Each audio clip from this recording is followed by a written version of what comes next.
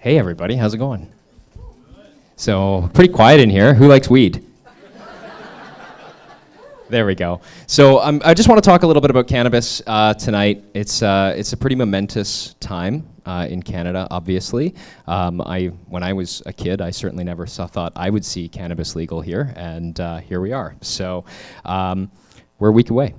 So October 17th is right around the corner. We're going to see online sales of cannabis here in Ontario. We're going to see retail sales in Manitoba and most other provinces. We'll catch up eventually. It's all good. You know, and it's a pretty exciting time. I think, you know, we're going to see vape pens, and we're going to see pre-rolls, and we're going to see edibles next year, and all sorts of fun stuff. But there's some stuff that nobody's really talking about, and it's kind of bothersome. You know, how we got here would be one. This is where we're going. So, you know, we're going to these fancy stores with, you know, bongs and pre-rolls and edibles and vapes and all this fun stuff. But again, how do we get here? And it started, you know, with the cannabis culture, with community, and it started with sick people. And I think that's what we forget sometimes.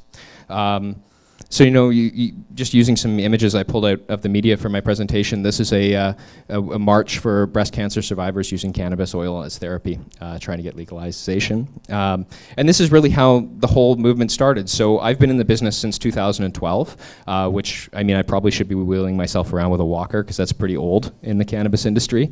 Not many people from my time around still. So back in 2012, I had the opportunity to write an application that ultimately became the first licensed producer in Canada.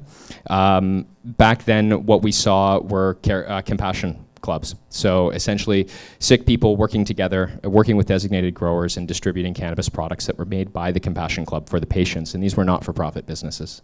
Obviously, with the introduction of MMPR, things changed a little bit. So now we had pharmaceutical-grade licensed producers kind of emerge into the space, which is what we're seeing now, the Afrias, the Auroras, the Canopy Growths, servicing the medical community. And then, you know, we kind of got a little distracted along the way when rallies that look like this started. So I think this is a shot from 420 in Vancouver. Interestingly enough, though, we see a nice medical reference in the back there, Canna Clinic. Super medical. But no, I think it's really important that you kind of look at the image and take it in and understand, you know, what this means and how many people showed up and spent their day and got out there and protested and you know, risked arrest to get out there and tell the message about cannabis. And so, why? You know, why were there hundreds of thousands of people across Canada going out to these events, and why were they fighting so hard to see medical cannabis as a viable medicine within our medical system? That's why. So this is Liam Mcknight. Liam suffers from Dravet's disease, which is a form of epilepsy. So he suffers pretty catastrophic seizures many, many times a day, and uses cannabidiol, which is actually a non-psychoactive component of cannabis. If you guys don't know, there's two. There's THC, which is the fun stuff, the champagne effect, and then there's CBD, which is the painkiller, anti-seizure, anti-inflammatory medical component, so to speak, although there's a lot of arguments as to the medical viability of both molecules. This is what spawned medical cannabis, is kids like Liam. So, you know, looking back to the US, it started with a documentary by Dr. Sanjay Gupta, who's the chief medical officer of CNN. And he told the story about Charlotte's Web, which was a CBD-rich strain being grown by the Stanley brothers in Colorado. And, you know, this was being used to treat kids with seizures. And the important thing here is to remember that cannabis is not a cure for anything. You know, if you have a broken arm, smoking a joint isn't going to fix your arm. You know, if you fall down the stairs, maybe it'll make you forget about the pain, but your injuries are still going to be there. And I think it's really important that we recognize that. You know, when we talk about cannabis as medicine, it's not a cure, it's a treatment. So Mandy put it best, I think, in saying that I don't think marijuana is going to be a cure for my son, but I think it is a treatment, and he deserves it. We've worked tirelessly to find a treatment that gives him a break just to be a kid. So that's pretty much the message I'm trying to send, is like, when you look at these headlines, you know, why cannabis oil is a new way to treat cancer symptoms, or why arthritis patients are finding relief in cannabis, or why women have been using it for 10,000 years, and so on and so forth, you know, these are very real observations that are anecdotal and being backed by clinical science now. And so my message tonight is really, you know, we can't lose focus of where we came from. we can't lose focus of all of the medical advancements, research, clinical studies, and things that are going on in the medical side of cannabis as we move into, for lack of a better word, the shit show that's going to be recreational weed. But don't worry, guys, it's all okay. The government has a plan for us. So actually, believe it or not, the government should get credit where credit is due, for a lot of reasons, and hopefully I'm not running out of time here. This is why. So this is the model of cannabis distribution in Canada in a nutshell, essentially. So effectively, we've got our licensed producer or microcultivator, microprocessor. That's basically the only way you're going to be able to grow weed legally in Canada and actually sell it. You can sell it to the liquor board between $2 and $4 a gram because ultimately they're large government-run organizations with procurement departments, and we know what procurement departments do. They like to grind prices down as low as possible. Obviously, they're purchasing several $1 billion worth of cannabis a year, so rightfully so, they have that privilege. And then from the liquor board, that product will then be sold on to the dispensaries, and that's where you'll buy it. So they kind of act as the man in the middle. And this is the distribution system that we see pretty much coast to coast. Now, with medical cannabis, the licensed producer still has the right to go direct to patient, meaning they can now sell that cannabis to the patient for between $7 and $10 a gram, which means the licensed producer is keeping the margin. So that's really important because it incentivizes the importance of medical patients over recreational patients. Furthermore, because we've set up Canada the way we have, because it is a federally legal drug here, because it has recognition from various physician organizations and pharmaceutical organizations across the country, it's covered by your benefits plan, or at least it is at Ample. If you have LEAG or you have a healthcare spending account, chances are you can write your medical cannabis off as a benefit coverage under your drug plan.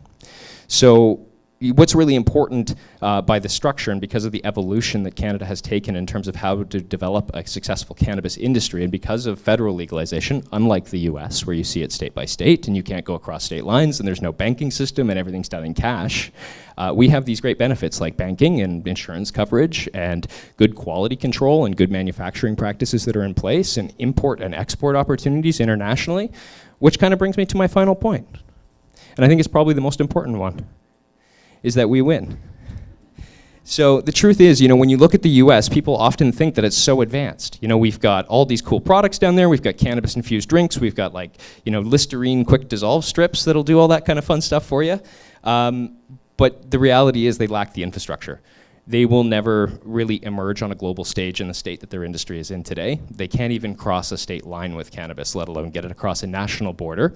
Whereas we, as of last week, have successfully completed 2 imports to the United States from Canada, which is unheard of considering that, just the overall climate in the United States towards cannabis. And this has really positioned us for a global leading position, and we can see that evidenced by not only our growth, but our industry's growth. With Constellation Brands placing $5 billion into canopy growth, you now have the largest, most sophisticated cannabis company anywhere in the world, and that's why we're gonna win. And that's really about it. Happy to answer any questions you have.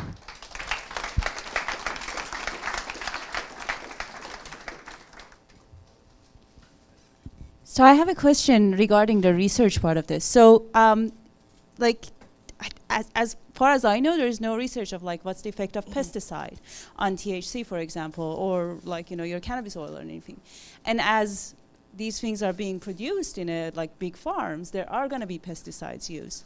So, especially for the medical uses of these things, do you have any idea what's going to happen? Sure, so I can absolutely clarify that for you. So since 2012, if it was legally cultivated cannabis in Canada, it was mandated that it must go through a third-party analytical lab test for full pesticide, potency, bacteria, heavy metals, and microbials.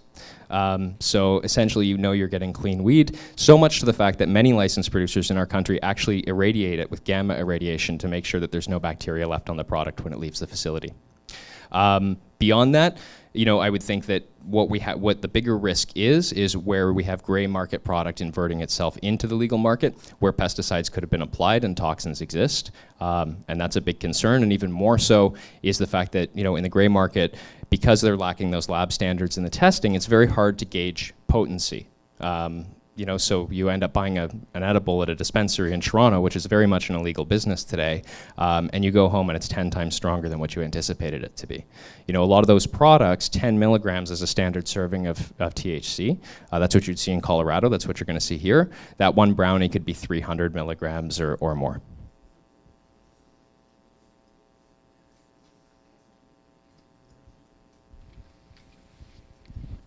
So I've done a little research on how difficult it might be to cross the American border if you're involved in the industry. I've heard things like if you're involved in the industry, they're gonna check your car because they think you have a pound of weed in there. Or like even if you purchase with a credit card, they can check that you've bought weed on a credit card.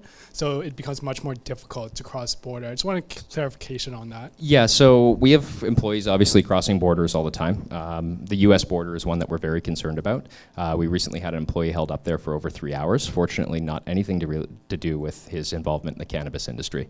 What we found is most of the stories you're hearing in media now are heavily sensationalized. Everyone that we've heard rumors about losing their Nexus cards or losing their right to enter the US, when I've called them and asked, it hasn't proven to be true. So I think, there's probably been 1 or 2 really bad examples by, somebody who got caught at the border, A, doing something they shouldn't have been doing, B, maybe being a jerk to the border guard, and they got to pay the price, but that's not been my observation for the majority of the industry. Thank you so much, John.